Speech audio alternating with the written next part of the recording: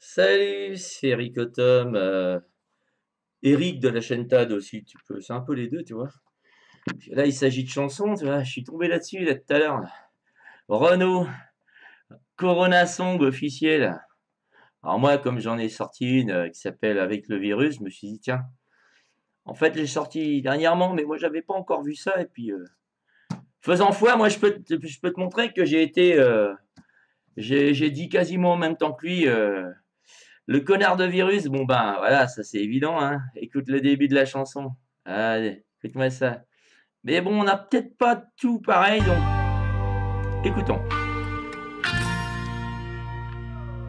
On n'a pas tout pareil. Je vais faire pause de temps en temps.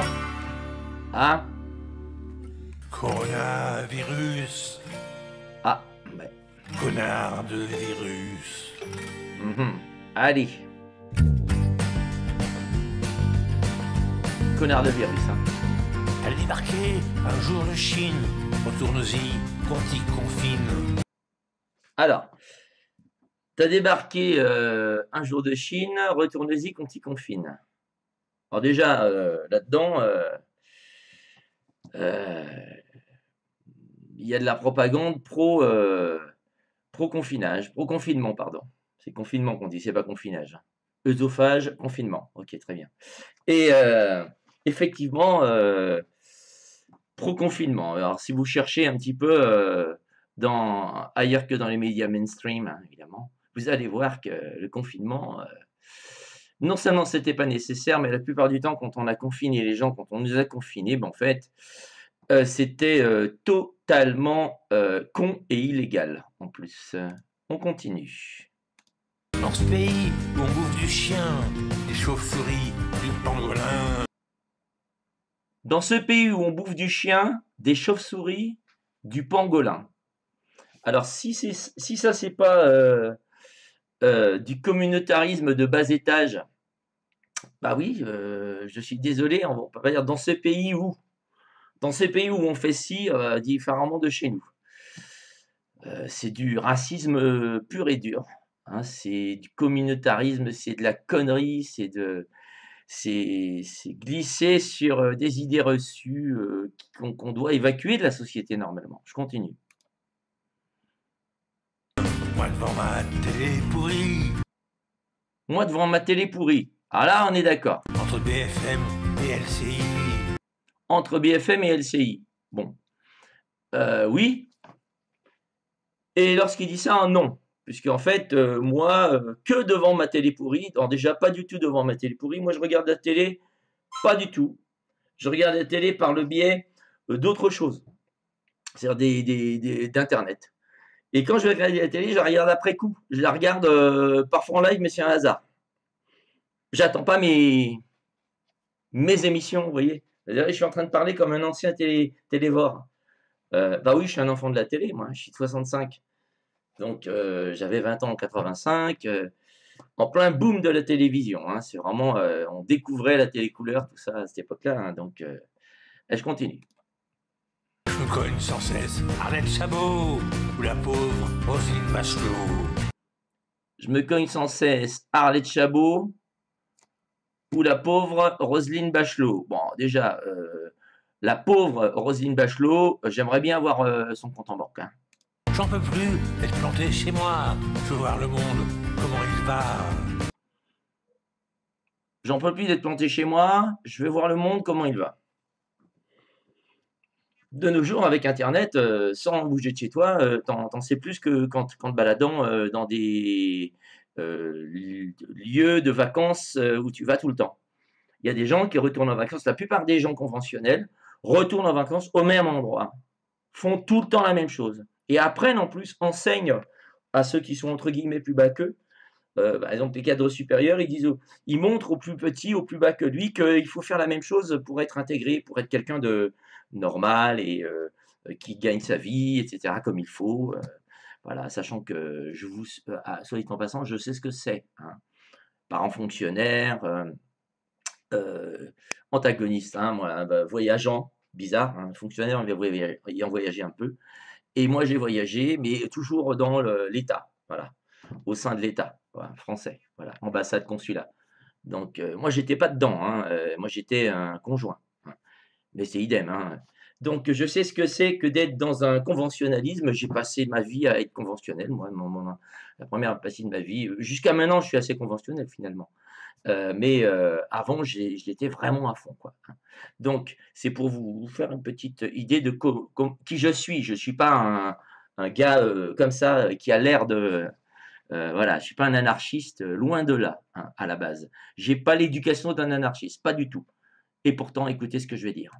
Je veux respirer de l'air bien pur, je veux retrouver la nature. Je veux respirer de l'air bien pur, je veux retrouver la nature. Bon, il faut savoir que grâce à ces conneries de coronavirus, on s'est calmé, hein. Mais c'est un hasard. C'est-à-dire qu'en fait, c'est comme le projet de ces gens-là passe par là, bon, c'est un hasard. La nature, à mon avis, s'en battent les voilà.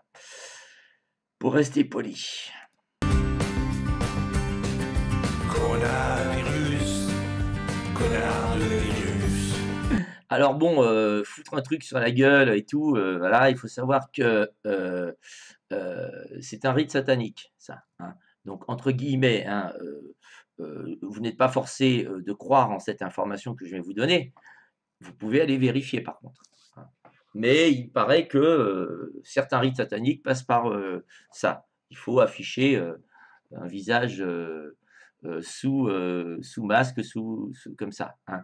Masque, hein, je précise bien. Et j'ai vu un film hier soir qui, comme par hasard, parlait de croyances exacerbées de quelqu'un qui était tombé dans une secte, mais catholique apparemment, et qui était devenue totalement folle au sein d'une famille qu'elle avait intégrée après la mort de la mère. Et il faut savoir que ils ont montré à la fin un masque sur lequel c'était marqué sin. Sin, c'est le péché, hein. Donc le masque, c'est signe que tu es un pécheur, mais pas devant l'Éternel forcément, pas l'Éternel tel qu'on le conçoit, hein. Hein, ça peut être n'importe quelle entité, hein, supérieure, hein, voire inférieure. Coronavirus, connard de virus. Mais le pire, c'est que ces salauds, ils vont fermer tous mes bistrots. Voilà. Et le pire, c'est que ces salauds, ils vont fermer tous mes bistrots. Ils ont fermé tous mes bistrots. Bon, déjà, ils vont fermer. Alors, ils vont fermer tous mes bistrots. Ça, c'est sympa qu'ils disent ça parce que les PME, les petites et moyennes entreprises, ils vont les fermer, mais ils vont les rouvrir et elles seront chapeautées par des grands groupes. Il ne faut pas s'inquiéter de ça. Comme ça, du coup, tout sera chapeauté par les grands groupes et tout sera ficelé par ces messieurs, dames, les ronds de cuir. Enfin, c'est ce qu'ils croient. Voilà, ils connaissent mal l'humain. Bon, ils ne connaissent pas du tout l'humain d'ailleurs. C'est ça en fait qui est notre victoire dans pas longtemps. C'est qu'ils ne connaissent pas l'humain. Donc, ils croient le connaître, ils croient le dominer. Donc, le pire dans tout ça, c'est qu'on va fermer tous les bistrots. C'est le pire, hein. Pour Renault, le pire, c'est qu'on va fermer tous les bistrots. Voilà. Je peux plus boire ma flotte peinard avec mes potes le désespoir. Alors, je peux plus boire ma flotte peinard avec mes potes de désespoir. Alors, là, je comprends pas parce que bon, c'est ironique, il essaie d'être ironique parce que c'est pas de la flotte, hein, ou en tout cas, ils mettent quelque chose dedans, hein. Et puis, peut-être qu'il va dire qu'ils mettent du Ricard dedans. Attends, on va voir. Même pas un petit restaurant fermé pour cause de confinement. Voilà, bon, ben, même pas un petit restaurant fermé pour cause de confinement. Bon, voilà, on le sait, hein, voilà. Donc, c'est de la constatation de base. Ensuite, le pire, que ce soit ces bars, son petit bar qui sont fermés, ça, c'est pas mal. Oui et non, c'est pas le pire, mais en même temps, c'est vrai que c'est antisocial. Et les petits bars, moi, j'en fréquente un régulièrement.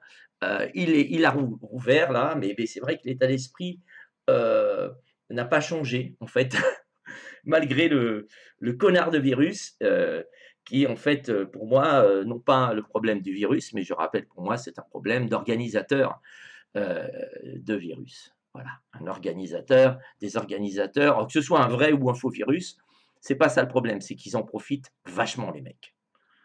Et c'est probablement un vrai virus, mais qui n'est pas plus fort que la grippe, sinon on aurait des morts tout autour de nous et on en verrait tomber comme ça. On les verrait. Hein. Et je peux vous jurer que vous n'auriez pas besoin d'avoir une télé qui vous incite à avoir peur. Vous n'avez pas remarqué? Ils sautent sur l'occasion, les journalistes, pour vous inciter à avoir peur. Il faut avoir peur. Si c'était une vraie pandémie, vous n'auriez pas besoin d'avoir quelqu'un en face de vous pour vous inciter à avoir peur. Vous auriez une putain de peur parce que ça tomberait autour de vous comme des mouches.